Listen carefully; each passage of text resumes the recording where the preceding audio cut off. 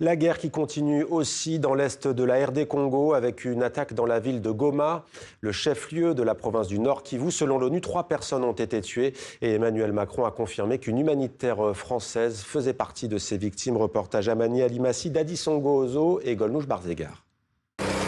C'est une vidéo amateur de 24 secondes, filmée juste après l'attaque dans la nuit de mardi à mercredi dans le quartier de Katindo à Goma, alors que les hommes du M23 arrivent sur place.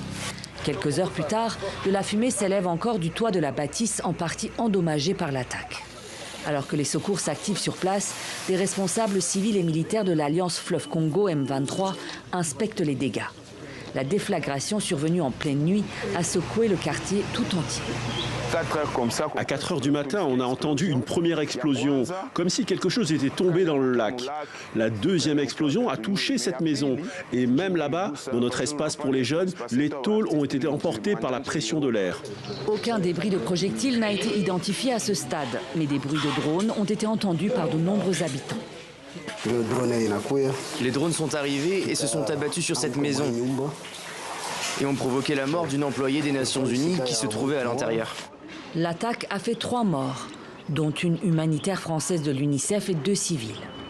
Présent sur place, le porte-parole de l'AFC M23, Laurence Kanyuka, a accusé Kinshasa d'être à l'origine de leur mort. Le régime de Kinshasa a lancé des bombes via ces drones d'attaque qui ont ciblé la maison ici présente. Nous l'avons dit plusieurs fois que Kinshasa a violé les cessez-le-feu. Kinshasa cible, prend pour cible les civils. Pour l'heure, Kinshasa et ses forces armées n'ont pas officiellement réagi. Quant aux forces d'autodéfense Wazalendo, elles reconnaissent des actions militaires dans la zone sans revendiquer cette attaque. Nous nous sommes organisés à partir du parc de Virunga pour reprendre la ville de Goma. Et au moment où je vous parle, nous sommes déjà à Nyiragongo, à quelques kilomètres de la ville de Goma. C'est la raison de ce bombardement. Et notre cible n'est que les cibles seulement militaires. Nous ne ciblons que les militaires rwandais et leurs alliés de AFC M23. Dans le conflit dans l'est de la RDC, le M23, tout comme les forces armées congolaises, utilise des drones. Dans un communiqué publié ce mercredi, l'ONU a condamné avec force l'usage d'armes et de drones d'attaque.